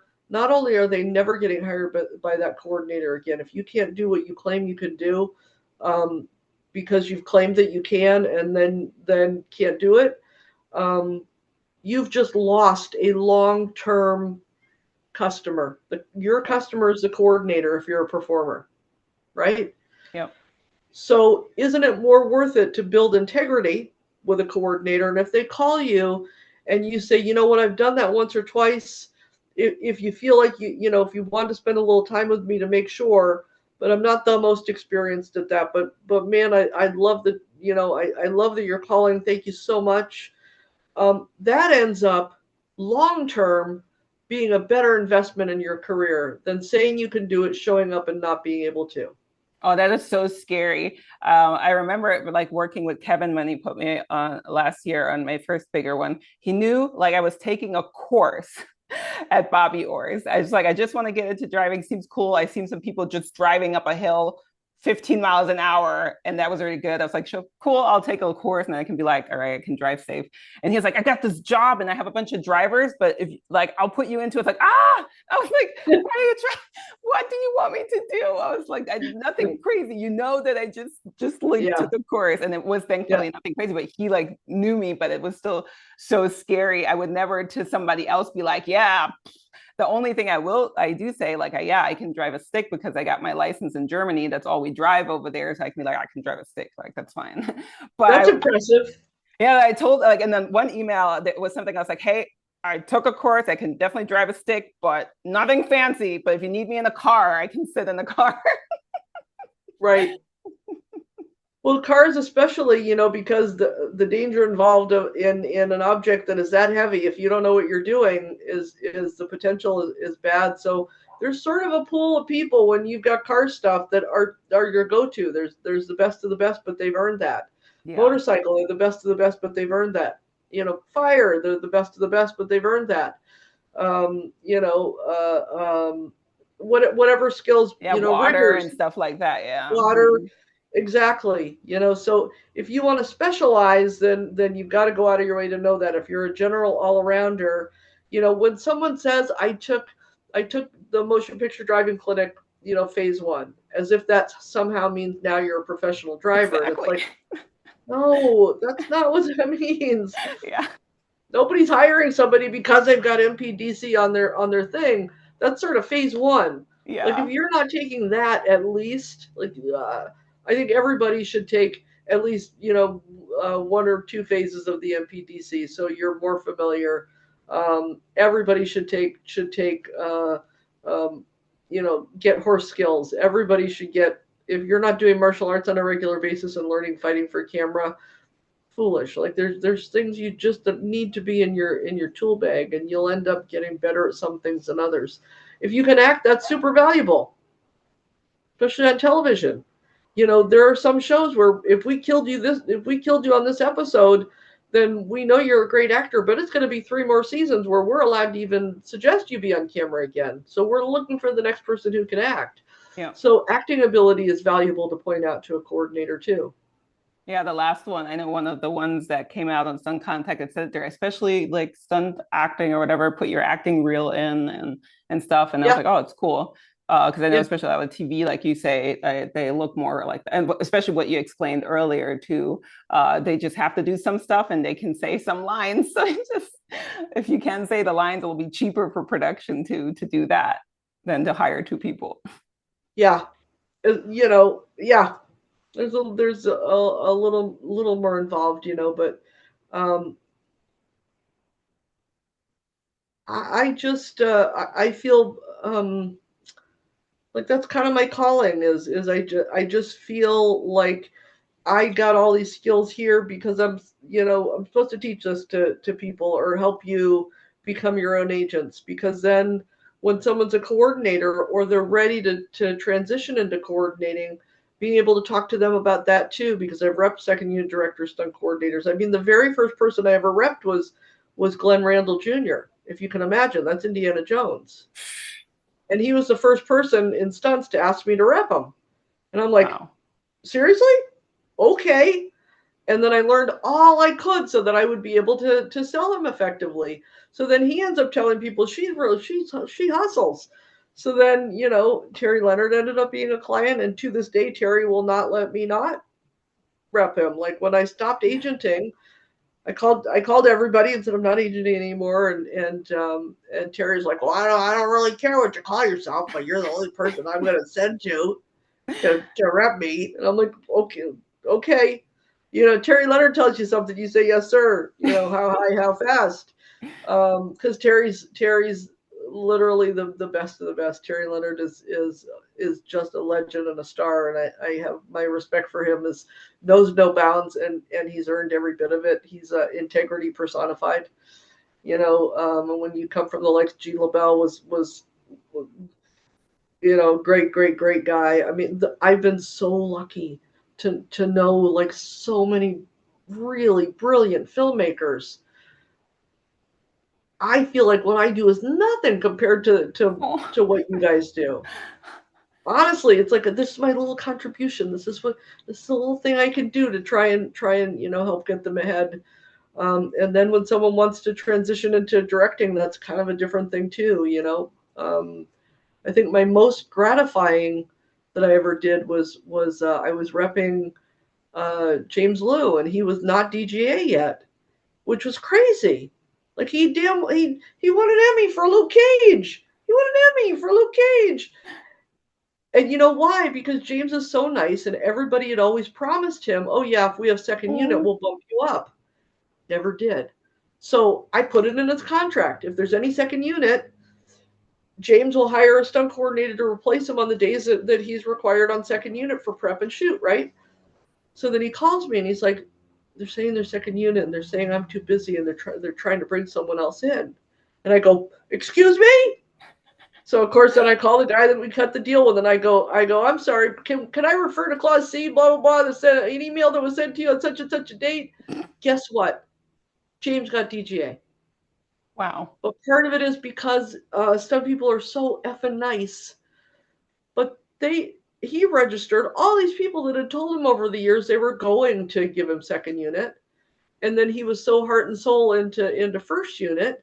And I hope he doesn't mind that I'm using his name. I have such um, for James is kind of like no one else. He's multi-talented too. He does acting. His action background is amazing. I mean, the first thing he ever did was kung fu. His first show was kung fu, That's like the crazy. TV show Kung Fu was. Yeah, legend, legend, legend. I just love James Liu so much. So part of that was that's where I came from, like fighting for them, because if they fight for themselves, they're seen as being difficult. Yeah.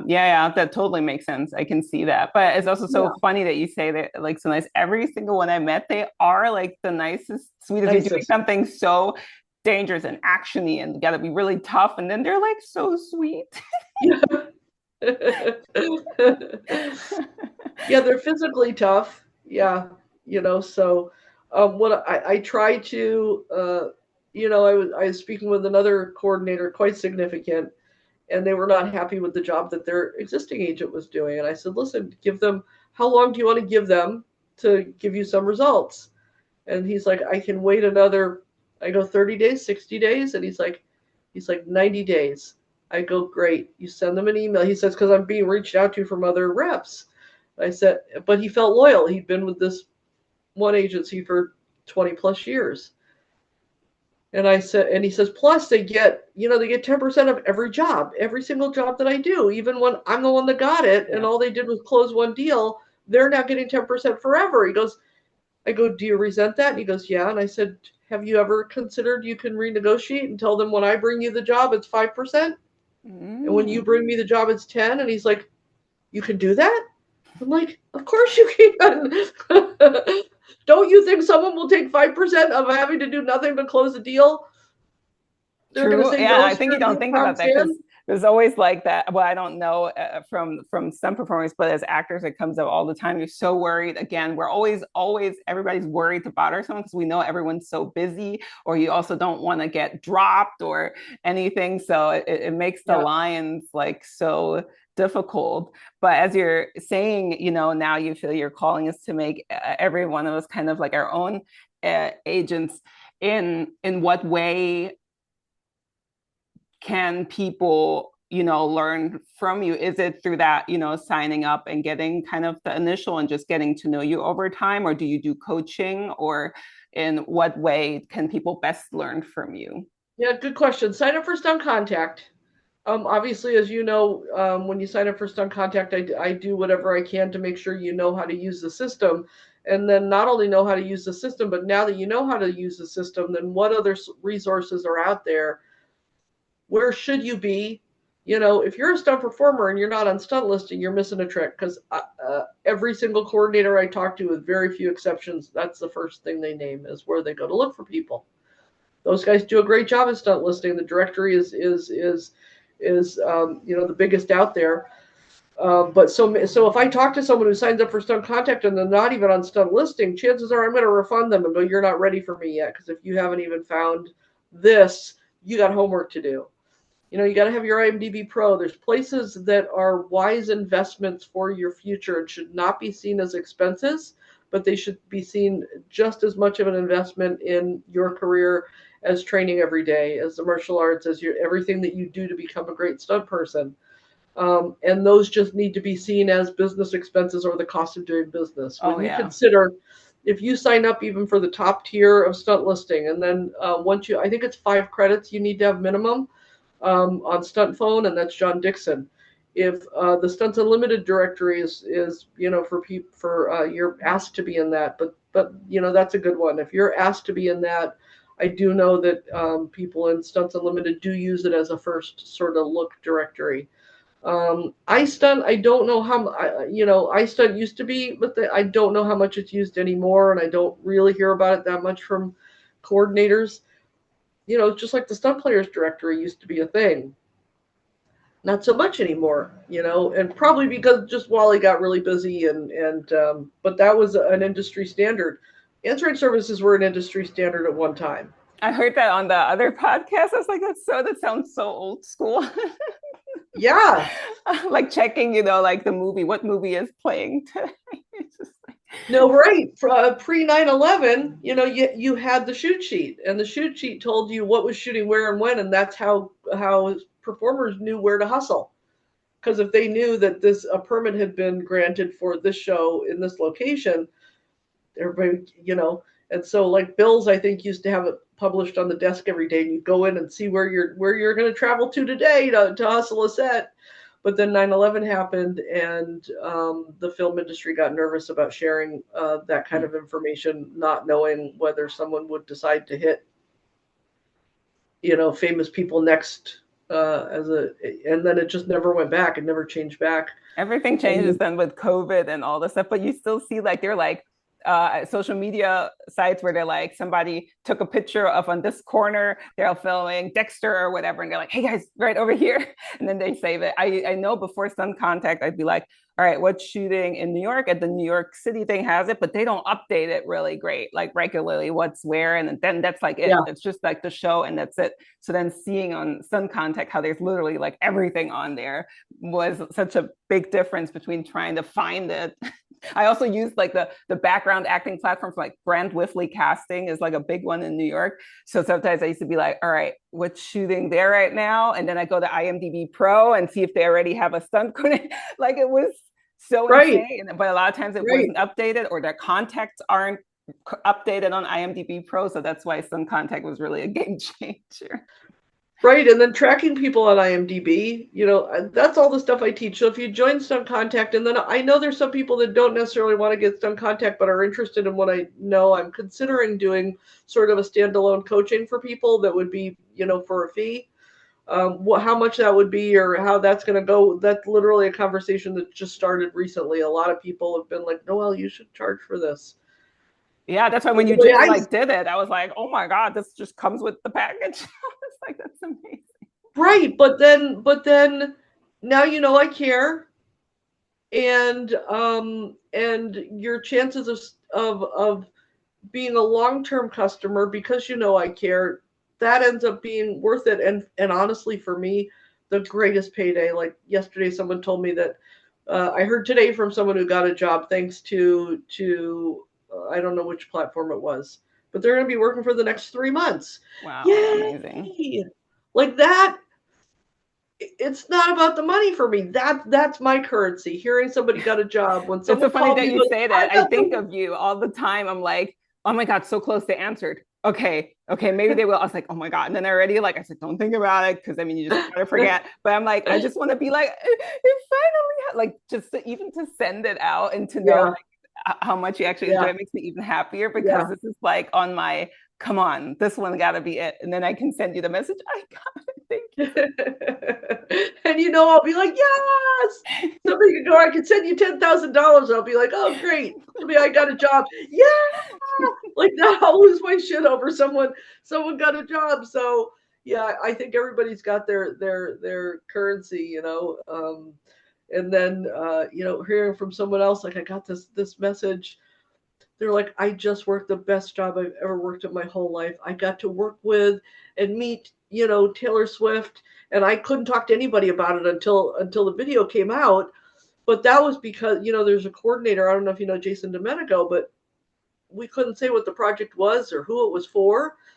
And how satisfying it must be for him to be able to go, yeah, by the way, you're working with Like, how cool is that? Like, that'd be the best. If I had the Yeah, goods to I give just heard towards the a similar story, like a stunt coordinator that we were hustling at the set, and then another guy, because one of the stunt guys called a bunch of people to like as for fun, just as a group hustle his set because he knew the coordinator, and then the guy came, and then the stunt coordinator was so proud of this one guy because he kind of met him, and he's like, "Oh, he's perfect," and then he ended up being in a Sabrina Carpenter music video, and I was like, "Oh my god, it's like so cool." Yeah, yeah, they've got to keep it on the down low. So yeah, that's that's the most satisfying. That's probably the biggest reason, and I wish more people would do it. But like when I do hear about it, it's great. But I know I don't hear about them all. It's Yeah. sort of when I'll Mm-hmm. follow up with someone, they're like, "Oh yeah, I just worked for so and so. I got it from some contact." I'm like, "You did? Yay! Why didn't you tell me?" And because it's not really on there. That's why I was like, I had to at least share. I mean, with anyone, but especially with you, that even like the hearing back, like, okay, they looked at it, or they'll point something out that they read in my email. And I was like, they actually read Yeah, the email because they pointed something yeah, out that I yeah, wrote. And it's so satisfying in a world where we just feel so unseen for most of the time. Then you get to be in the action for like a day, two, and then just like the rest of the year, maybe nothing. yeah.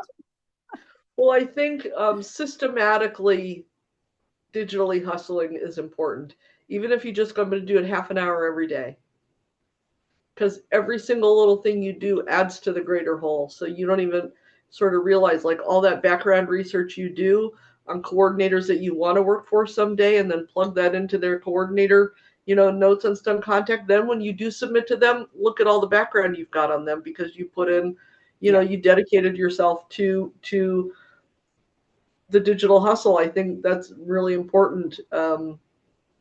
But I think a lot of stunt people really hate it. That's not what they Oh, want to do. They want I'm to get there. like, I like love it because I'm like a super spontaneous, impulsive person, but I also like to be organized at the same time. So it gives me a lot Yeah, of joy when I can be organized and knowing between stunt contact and also stunt listing. What I yeah, like there too is also they have like that little dash, like people looked at your profile, then you're like, oh, somebody clicked on it. I mean, it could just be somebody else that's just curious. That's also a stunt performer. And then having the reels in there and then the skill reels and having everything, but they're also just as approachable as you if you like have a question or something's not working or and that they let you on without all of the credits. They're like, hey, if you have so and so many more, you can be in the bigger market. You just can't be in the bigger market until you have yeah, so and so many credits. And they yeah, really explain a lot of it. And it's just nice to know if you're savvy with it that you at least get a chance to do it because some people provide it. So for people like me that want to really break in and it's later in life and harder now that there's not a lot of in-person hustling, it's really appreciated what you all yeah, put out there for us to at least get the chance to do it, and then learning how to stand out in a world where you're just like a click an email. yeah. But Sometimes hopefully it standing gets out to is go ahead. being the exact same, size as an actor is really all it takes. And the bonus that you have is that you are ethnically ambiguous, which is helpful because when you've got to double somebody, you need that's a concern. You want to match ethnicity. Um, and also the fact that you can act, I think is to not include that in your case is a little foolish, especially if you have an acting reel and actors access. Then that helps the coordinator because if I have to send 3 suggestions to casting, if I know one can really act, that you're making the coordinator look good. So sort of bank on the stuff that you do well. Yeah, that's Don't try super to be super little Miss helpful. All Around stunt person. Yeah, yeah. Let's be impatient. Also, I wanted to say this at the beginning, but like now that we're like towards the end, it's probably even better. So, after you had your 30th anniversary beach bash last year, Kevin was like, "We missed the beach bash." I was like, I didn't know it was happening. I would have totally went. So Kevin and I were planning to come this year to the beach bash, and we're so excited because We're doing a 31st. The date is always the Friday before Labor Day. I think it's September 4th. I think I have in the calendar. I That's what think. we've decided. Hold on, I'm trying to find my calendar. It's gonna be Make sure I got the right date then. yeah, it's gonna be It's gonna be May. It's gonna be me. Okay, so it'll be that's September. Yeah, September 4th. Friday, September 4th will be the beach bash. It was so much fun. It looked so much fun on the pictures. It was so much fun. It was the best, and I'm like, that's the one thing we don't have. And by the way, that was Jim Vickers' idea. He's always wanted to do like a surf competition. Well, I've never surfed. I wouldn't know how to hold a surf competition, but I do know how to do, gather people. So it was awesome. It was really really fun, and we're gonna do that every year now. That'll be our beach bash. Barbecue with the Joel Corelli was the chef with his gorgeous girlfriend assisting, and then oh my God, Vanessa Vanderplein did this incredible sand sculpture with help. I mean, yeah, she did the Stunt Contact logo. I don't know if you saw the sand sculpture. Wow. I need to look it up again. I will never ask another human being to, like, they do not get paid enough. It is so much work and skill to do that. Oh my goodness. I've But only yeah, we seen it had a on blast. TV before. So I love things that are every year because I go to this voiceover gala that's every December. They now had it for the third time, their third annual one. And every time it's in my calendar already for the next year because you see the people, you get to catch up again from Yeah. what's been going on since the last time we met. And I love when you have that and you can just have it in your calendar, like whatever happens this year, like, you're going to go there and you're going to see your people. So that's really cool that that's something that's an annual thing to just no pressure, just hanging out with people. It's so nice. No, and family. Like kids were there. Everybody brought their kids, their pets, as long as they were on a leash. It was funny. There was one point at which I looked, and there was a plane going overhead, and then all the guys had taken their shirts off and were playing volleyball. And I'm like, I'm in a scene from Top Gun. So we ended up calling that the Top Gun Beach Bash. It was really fun. It was really fun. So I'm thrilled that you guys want to come this year. Yeah. He was like, this is the date. And he's like, we got it on the calendar. So then you can plan for it very well. I hope before that I'll be in LA again to catch you for a coffee, but we are totally excited, down for the fun, especially because we're so far away. Um, I know you and I were like, we're going in and out of a lot of the things, but it was all connected to each other. So it made it really hard to just compartmentalize a lot of the things because that one thing influences the other thing.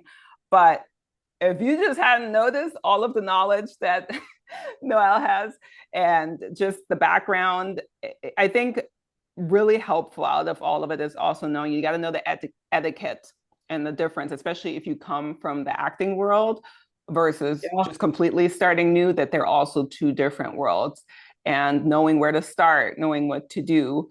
Knowing that what you do to sell yourself as an actor to casting and directors and producers will quite often lose you the job if you use those same tactics with stunt coordinators, because it makes them nervous.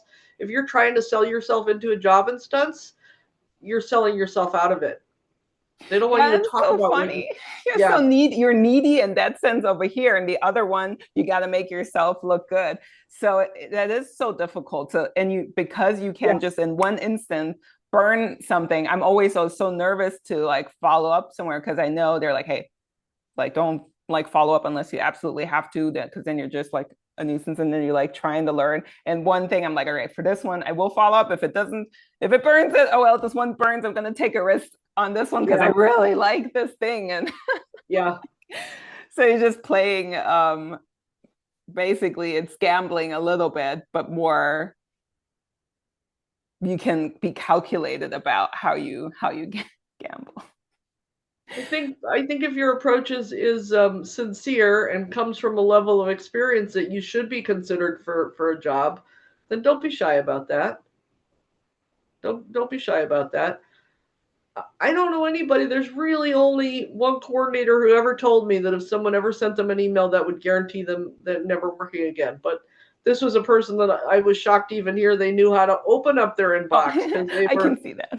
you know what I mean? So I don't know any coordinators that they remember what it was like to try and get work. So most of them are very empathetic, and nobody really goes, they That's don't. It's always a, really good to know because you're on one yeah, side and always overthinking and you just don't know what the yeah, other side thinks. So to get a little bit of glimpse behind it and and just Yeah. kind of trust that. Because yeah, like you were saying, some dancers or gymnasts, and I see that some people that came in a little later than me, but they have all those skills, like they can up and run with a lot of stuff. But I can't be Yep. mad at that. I'm a generalist, and I just had somebody on the podcast who's a mocap performer and owns a mocap studio. He's like, I love generalists, because then I can be like, all right, what can we do? So it's so tricky sometimes to figure out how to sell yourself. Like, I can do a little of everything, but I'm not an expert in anything. Yeah. Yeah. That has a place. There's a lot of people in stunts that's the thing. I think the most important thing is probably knowing where you ultimately want to get to. So Mm-hmm. if where you ultimately want to get to is acting, then you got to take the Richard Farnsworth path, which is use stunts to make a good income and get better, physically, but never lose sight of that's ultimately what you want to do. If directing is what you ultimately want to do, then uh, having coordinators take you under wing and be willing to teach you how to get to the point where you're coordinating to second unit directing to directing, then that's a different path too, and you're behaving in a little different way. So I think knowing ultimately where you want to go is important as well. Oh yeah, that is a really good point. Going like tasting the waters in a lot of different fields really had showed me what I'm more passionate about and where I want to go and where I want to train more. So Yep. I do, because as yeah, you can train and everything, but you still got to focus on something specific if you really want to get better. And sometimes you just got to try it out, depending on what your timeline is. I guess it depends a little bit too. But hopefully, I'll be out in your way anyway. So the goal is technically to move to LA in the summer of next year. Okay. Lots of things have to happen, with our market and the economy, how it is, but the universe Yeah. always somehow finds a way. So I'm just really stoked putting it out there all the time. LA's a tough town, but once you're in the thick of it, then and people know you. Anytime you go to a new market, give yourself time to get known in that market. Yeah, that's So really, that's it. really, really Yeah. good advice. Because, like you said earlier, people notice like if you're like ass kissing, for example, or like just like whatever doing this. The same goes for if you really want to do something, you don't know at the beginning. I say this all the time, knowing from coming from that, when you're a passionate person and you're a doer and hustler, it can come across pushy in that way or needy when you're really just actually super passionate and you're working. Yeah. There's these personality tests you can take in there. I've once taken one of the company that actually didn't just show like introvert, extrovert. It actually showed, oh, you're a very passionate person, but the more passionate you are, the more intense you come across. So your strength of passion becomes your weakness of being intense. So somebody who doesn't know you Yeah. perceives you way different. So if you Yeah. know that about yourself, you can dial it down and know when to use it. So I can only say to someone, if sometimes you don't quite know, to maybe lean back and look at how you might come across and what your intention actually is, because it's super helpful. Yeah, just keep learning. If you're in a constant state of learning, and that includes learning, how to build relationships. Because at the end of the day, show business is a relationship business, Yeah. and more so in stunts than anywhere else. Being able to trust someone because of the danger and liability that's involved is hugely important. So being a person who's trustworthy and has integrity ends up being as important as being physically capable. What's helped me a lot too is when some people have told me their stories of when they met somebody, but they didn't actually work for them for another 3, 5, or 10 years later. Like really, the way the seeds are planted. That sometimes, okay, they know you, they get to know you in your Yeah. journey, and one day it's just the time that really helped me. Also thinking, even though you said in another podcast, for example, if somebody was, for example, wanted to be more of an actor, and stunts is something that they would go into, and they had the choice between the credits to take the acting credit because of longevity. So I think that's where being in your late 30s as somebody who's starting out and just started a few years ago, it does feel a little more pressure. So I feel like there isn't as much time as somebody who's like young and says, okay, if I have to train 10 years and I'll be 30, I'll still be in the best shape of my life, because I am in the best shape of my life now. Yeah. And Yeah. so that's So So don't tell anybody your age. Don't ever say that. I want you to say, I play. Oh, Late oh 20s, yeah, early 30s. yeah. Just a feeling Right? in my mind how long you can work Right. actually, you know. Right. So this is, from a professional standpoint, your presentation, especially when you're playing characters, if you're giving people information that can be that is to your detriment, that's foolish. Don't do that. If I look at you, I see you late 20s, early 30s. It's, so don't say what you just said. Do you know what I mean? Oh yeah, no, this was like a feeling of pressure, internal Yeah. pressure that I have because Yeah. of my Yeah. age. Because I Yeah. know once somebody that trained me said the same. He's like, "Man, you should have started like in your 20s. Like you'd like be like." In stunts, yeah. Yeah, I hear that. I'll talk to someone 21 and I'll be like, this is exactly when you should be starting to train, because you're going to be 25, 26 before anybody trusts you enough. Generally, that's not Yeah. always true. So yeah. But I wouldn't try not to focus on that. Focus on the skills that you do have, that you can do well. And if you get great jobs just doing what you do really well, and don't try to squish your square peg into someone else's round hole, then, if these are the things you can do, and that when you get a call from a coordinator who asks you for something beyond your skill level, just know in your mind, no, I've decided I can do this and this and this.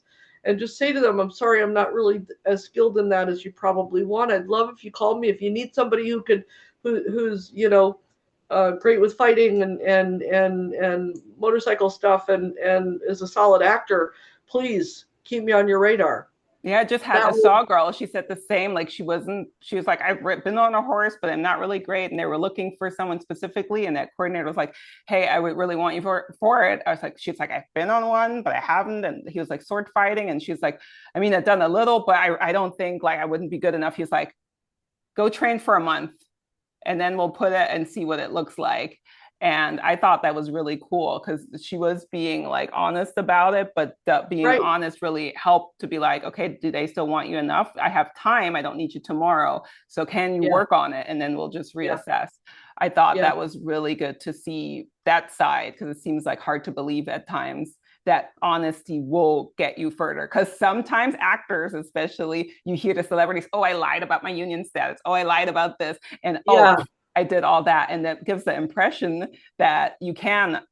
On the Fighting with Friends podcast, they had that coming up with "Don't lie on your resume," and they said that's the most engagement they had gotten because people were like, "But I lie all the time, but not for stunts. Don't lie." Not for stunts. Listen, bad acting never killed anybody, but bad stunts have, and that's the Yeah, difference. yeah, for That's the sure. difference. So I think respect for even stunt people who claim that they're great with horses. I mean, there was I felt bad for the coordinator, because it was a female and she was given a shot at coordinating, and someone had told her they were an expert, and then they showed up and couldn't do it, and it made her look bad. So great, Yeah. you got a day of work, but the long-term bad impact, was it worth it? It wasn't worth it. Oh yeah. Yeah, yeah, totally. Yeah. No. So yeah, I think this comes up a lot now, but it's definitely worth reiterating. Even though Yep. I feel like I do hear it a lot everywhere. I feel people do point it out when you go to classes and workshops, and that it's important. Okay, you're training. You can say you're training in this, but don't say you can do this or you're an expert in something. I totally don't never want to oversell myself. I would just like die on the inside just thinking about what that could be. So By the same token, though, I have this talk as well. Don't undersell yourself either. hmm. Like, don't claim you're not good at something when you're like, hey, I've done that a bunch of times. I feel like I could do a good job at it. Um, is different than, oh, I haven't done that a lot. True, true wording You know, again. some Yeah. people some people go overboard with and they undersell themselves. So don't do that either. Like, give yourself credit for what you actually do know, right? It's like Yeah. when I talk to the people that do the live shows, and they're sort of embarrassed or shy about it, or don't want to mention, it on their resume, and I go, you have 4 credits total. You should be talking about if you were on live shows for 4 years, you did how many high falls repeatedly?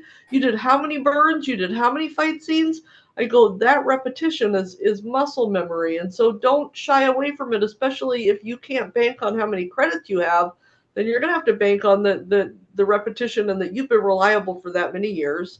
And generally speaking, the live shows are most of them are Action Horizons, right? Which is Yeah. which is Ken Clark and Mark Vanslow. So if you get those guys seeing what you're capable of doing, they become references. And so to be able to say that either of them will give you a reference carries weight too. Yeah, it's nice So that we it's have that here too, because we have the yeah, Action Horizon Orlando. So going to yeah, auditions there and getting yeah, invited to train there. So that was like a yeah, really, really nice thing. And because then you see the LA ones on the internet all the time, you're like, man, they get to do some really cool stuff. And I feel the same. Like if I could travel, like I do have a son, he's 13, so I know I couldn't go to China. But if I didn't have my son, I'd go to China for 4 months and then just repeatedly do that one stunt, like yeah, you said, and do yeah, it. So I totally also wouldn't shy away, but I get yeah, it. I mean, that's both sides, theater and yeah, film, live performance and on yeah, camera stunts. It's yeah. always like, Right, but then I also had another kid that was talking about how, oh, what a great driver he was. He had done the China show repeatedly, and he had footage of him driving and all this stuff, and fight scenes and all this, and he just made himself like he was the greatest thing since sliced bread. And I'm like, dude, okay, do you know anything about camera angles? Do you know where the camera line is? Like, stop talking like, because that's different. It's like when you come from Broadway and then you go to theater or mm-hmm. film, you're playing to the back of the room until somebody tells you no, it's smaller. You're doing, so just because you do have experience in one area doesn't mean you don't need to continue to learn. Okay, how do I Oh learn yeah. this? This genre, or this type of like film, television, uh, and then they all work at different speeds too. Commercials work like this, film works like this, TV is more like this, depending Oh, episode to episode, and then theater is like this because they take a long time to decide who's going to do what job. yeah. Nothing goes fast in theater, right? So the speed at which things are cast or worked. Anyway, that's so. This is me on. I think I've had 3 espressos today. The espresso Noel, maybe a Well, little good hard thing to is, take. I in this apologize. time that we had, we were able to cover so much that even if you can't like listen to everything in one sitting, there's more for tomorrow. So that's okay. We'd rather have a little more, but I do think we like went through. I mean, I can't wait to listen back and see all the things we touched and where one goes into another. But it's really nice to see things from another perspective and also seeing from the perspective of, how to get to work, how to act, how is it perceived versus, learning and training to do a certain skill. It is very much important at this day and age to know how to submit yourself, how to find the work, how to be appropriate. And I couldn't have thought of anybody better to have it for this. So thank you so much for taking time out of your Friday to tell us everything, that we Jessica, I'm can. thrilled and honored that you asked me. Thank you so much. I appreciate it. I don't really do a lot of stuff like this, as you can see. I think my last podcast was 2 years ago or something. I So think, yeah, a few years ago, but I can't really yeah, believe it. yeah. So I don't go after them, but when someone asks me, I'm really grateful. I appreciate that I get to share my absolute love and admiration and advocacy for the professional athletes of film and television. Oh, thank you so much. It couldn't have been said better. Well, that's it for this episode. We are out. Okay, thank you. Bye, bye, bye, bye, bye, bye.